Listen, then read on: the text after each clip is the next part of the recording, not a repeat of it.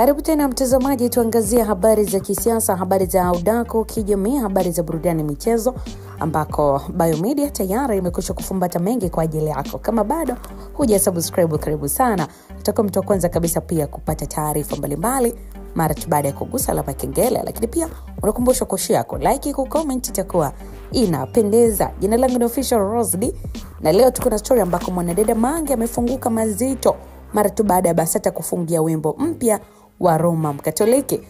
Kina Zuchu wanaimba matusi hamuwafungii. BASATA imeweza kupiga marufuku wimbo wa Roma Mkatoliki ambao unakwenda kwa jina la Teremsha Bunduki kwamba umekiuka maadili ya sanaa.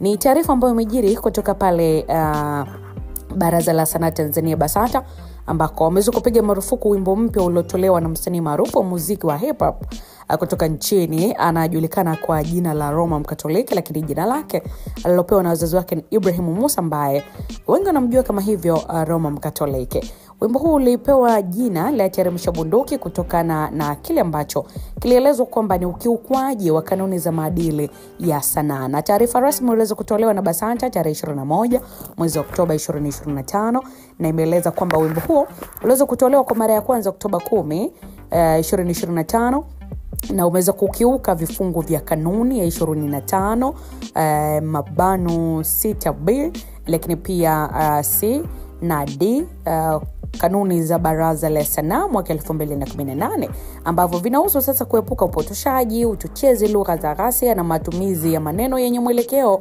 wa uongo au uchochezi wa kijamii.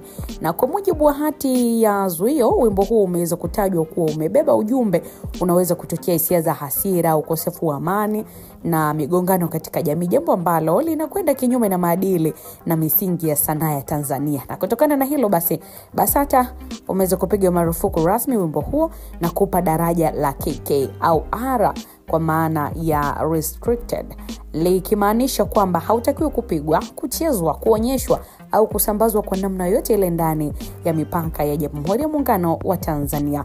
Lakini pia baraza hilo limeelekeza kuwa wimbo huo hausikiki katika redio, televisheni, majukwaa ya kidijitali au mitandao ya kijamii, na wasanii, watayarishaji na wadau wengine waliokuwa sehemu ya utengenezaji wa wimbo huo watawajibika kisheria iwapo tu watakaidi amri iliyotolewa na baraza hilo. Hatua kali za kisheria zilizo kuchukuliwa kwa mujibu wa kanuni pia ya 25(8) mabano A na B za BASATA endapo tu wimbo huo utaendelea kusambazwa na kuchezwa kinyume na maelekezo. Lakini pia BASATA limemtaka Roma Mkatoliki na timu yake kufanya marekebisho ya maudhui ya wimbo huo endapo tu wanataka kurudisha sokoni kwa mujibu wa taratibu za kisheria pamoja na maadili ya sanaa. Na katika taarifa ya BASATA pia imekumbusha wadau wa sanaa nchini kuzingatia kanuni za maadili, uzalendo pamoja na amani ya jamii wakati wa kuandaa kazi za kisanaa.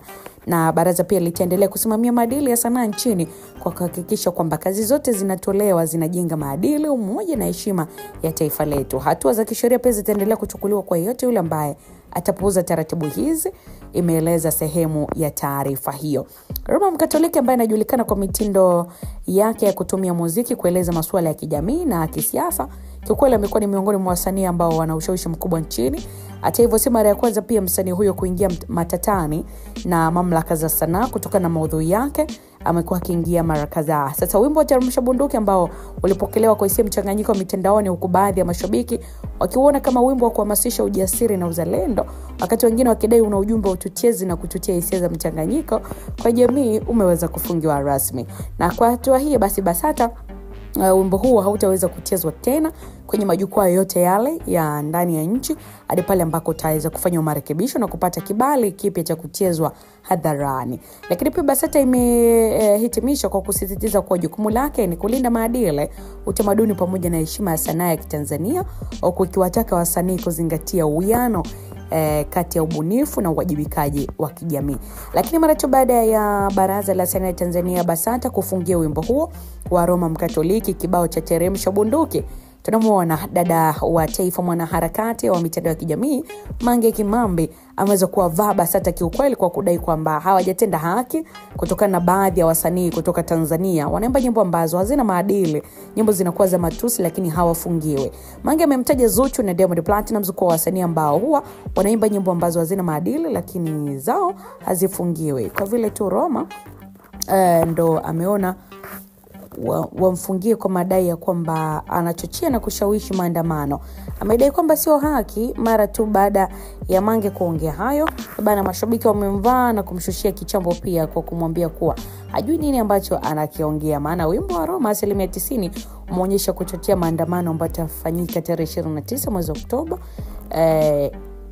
Kwa maana hiyo basi lazima ufungiwe. Bana mtazamaji na mfuatiliaji wa Biomedia, unadhani wimbo wa Roma Mkatoliki kama ambavyo ulipata kuusikia, je, BASATA walitakiwa kufungia na kufungia kwa wametenda haki ama mambo yamekaaje? Moja kwa moja utaweza kuandika maoni yako.